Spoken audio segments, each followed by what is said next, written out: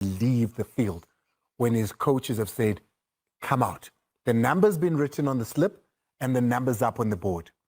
Well, there's only one person to ask that in South Africa. The number's been written on the slip and the number's up on the board. Well, there's only one person to ask that in South Africa who knows the answer, who can give us the rules, and that is the referee.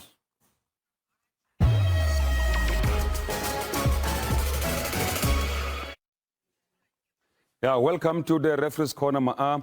We're going into Mabasa, which is TS Galaxy and Orlando Pirates. There's what we call violent conduct. Violent conduct is when a player uses excessive force or brutality against an opponent when not challenging for the ball.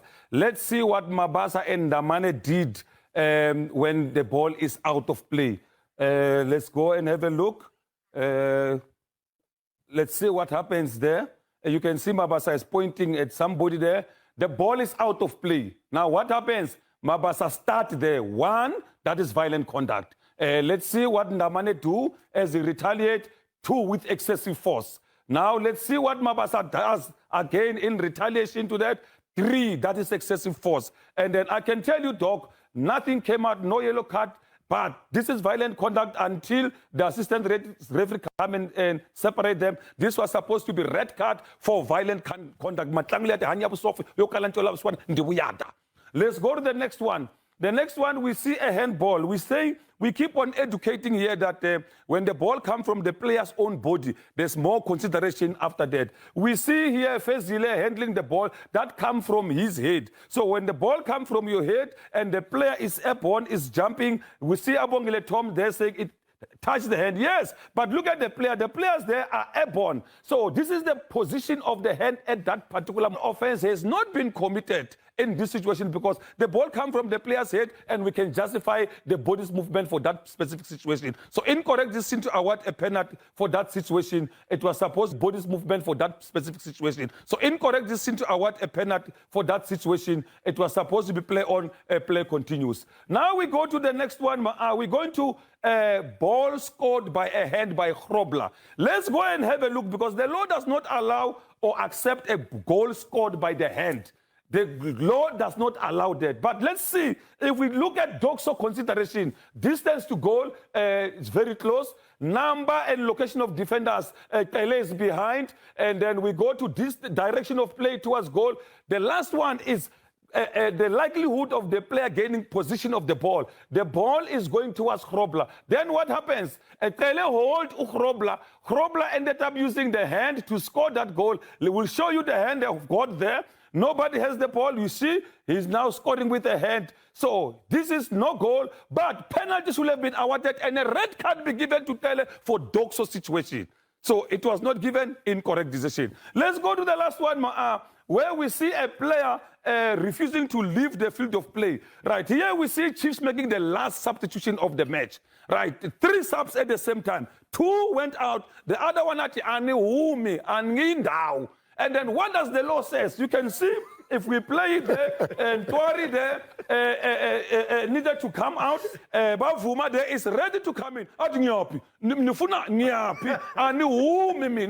And indeed, and Twari did not leave. Bavuma is ready to come in to serve the penalties. Bavuma said, what does the law say? We'll go into the law and educate our viewers under Law 3, the players, to tell you what does the law says to answer you. It says the player must go immediately to the technical area or dressing room and takes no further part in the match except when there's a doctor.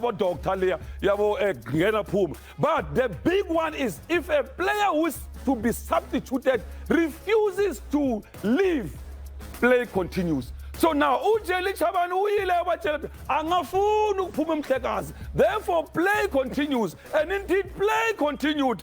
So correct this by Ujeli Chaban. Silo Sagusasega, doctor. Good line after Sokazon. Not a spoon, boom. Say the last spoon. Oh. Thank you so much to the principal there. Let's now move on. Time not on our side, but we have. The coach consult with the goalkeeper trainer because we want to spend most of the time with the goalkeepers. I would like to believe Guti probably he suggested that Bruce will be better off than Twari. And if that's not the case, then they need to come out and tell us what made them to take that decision. Because the goalkeeper trainer is the one that, even if finds a team, what do you think? And he said it. Department, yeah. He said Mtwari has been unbelievable against Nigeria, and he's been unbelievable when they were... But okay, is it not disrespect? Is it not, having lost the change room? Is it not caring what... If I'm saying Angfuni, Angpumi... It might sound or look like that, but we're not too sure about that. All right. So we don't want to assume. Let's say something that we're sure that it's exactly what happened. So I don't want to entertain losing the dressing room. Otherwise, they wouldn't have gone to extra time. Otherwise, those boys wouldn't have... They shouldn't have gone to extra time. 16 shots, 6 of them on target. They were double everything Stellies were. Stellies only had 8 shots and 2 on target in the entire minute. But that's a story for another day. Let's take a look at Mamelodi Sundowns as well. That's another big team that was knocked out. They also went to penalties, and it wasn't to be for them. Thabo, this is one that you looked at. Mamelodi Sundowns.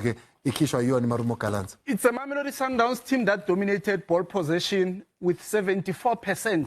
It's a Mamelodi Sundowns team that dominated ball possession with 74%. Marumo Galan 26%. But now the question is, look at Ama passes Gutayapi. Are you passing to head the opponents, or are you passing just to keep possession? And it's a Sundowns way. They rotate the ball, look they at the shoot discipline of Marumo Gallants. They are defending in numbers, and is to score goals against teams that apply a reinforced defensive makeup. Amatima Paki pass. Because we're talking about the Mamelodi Sundowns that has self makeup. Amatima Paki pass.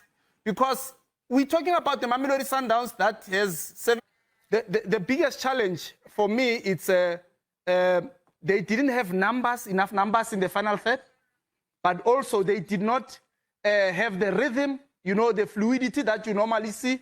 So that's the biggest challenge that we noticed with Mamelodi Sundowns, and they allowed the game to that you normally see. So that's the biggest challenge that we noticed with Mamelodi Sundowns, and they allowed the game to even go to penalties. And credit to Marumo Gallants for their defensive discipline, but also a good one for the team. Okay, let me show you something. This is a Mamelodi Sundowns page. Okay. So I took Mamelodi Sundowns last season after 13 matches, because this season, 13. I think one of the most glaring, and if you look there at the bottom, they were involved in 2 competitions by this point, which is the Carling and the MTN. Yeah. They were still, of course, in the Carling by this time because they made it to the final. This time around, they're out of both. But look at this, 13 matches. The most glaring thing there is what you speak about. This time last season, after 13 matches, they had scored 31 goals. This season, 19. Conceded 7, which is 1 more. They're still not that bad defensively. Definitely. But there's a glaring difference in what Thabo's saying. Sundowns attacking going forward. No, they are attacking going forward. But then again, we need to understand that Sundowns, they've got a lot of players that were involved in Bafana setup and also Club World Cup. And having said that, it's difficult for the coach to actually manage the fatigue of the players. And in this game in particular, he lost one of his key players, Mokoena. Police. Oh, Debo. Yes. And that also has an effect because the fluidity of the game, it's not perfect. And the social factor is not perfect. But I'm not saying this as an excuse. Every player that has been bought by Sundowns, they bought them because they think they will deliver. But again, look at how Marumo Gallants came with. Got to give them credit. Give them credit. Got to give them credit. Dr. Kumar, they're saying you got to give them credit. And also remember, that comparison is still the comparison of Coach Cardoso versus Coach Cardoso. So it's not saying that there was a better coach. No, it was Cardoso that broke all the records, scored all the goals. But let's take a look at it. Mhlambe ngehlo lika Thabo eliwu masterclass ukuthi kwenzakalani ku Sundowns.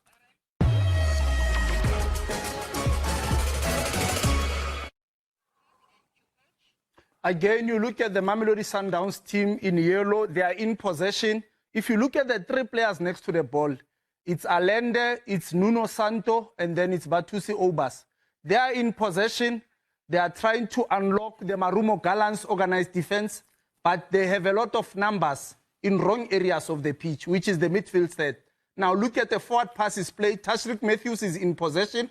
Now we look at the numbers. You know, Marumo Gallants already have 4 players next to the ball, with Sundowns having 3 players. So already Sundowns are in inferiority, while Gallants are superior in numbers. Look at the 2v1 on the blind side in case Matthews tries to play in a cross. So they cannot even play a cross because it's a 2v1 situation. Mamelodi Sundowns did not have numbers, Andile. And this will always result into back passes. Now, Tashreeq Matthews says, okay, it's not on to go forward. Out in BLA move, keep a ball possession. But look at the question mark. Normally, you would find players like Cabo Lucas Ribeiro exploiting that space, or even a Tembas one. So my question is, okay, where is Nuno Santo? He's still too deep in the midfield. Nabomu Tusi, Obas, Bafuni Paula. So sometimes they need to be able to look for the space while other players are looking for the ball. But these are things that coaches are aware. They'll have to work on it to make sure that they help the new players adapt so that we can see the Mamelodi Sundowns that we normally see. Marumo Gallants were in numbers. 8 defenders inside the box, Doc, against 5 Mamelodi Sundowns attackers. So maybe it's a question mark to say, can Mamelodi Sundowns deal with a reinforced defensive makeup team so that they can unlock? With time, it will show. In time, indeed, 74% of the ball. Your opponents only had 26%, and you went on to lose that game. You took 23 shots. Only 1 was on target. Mamelodi Sundowns, and not the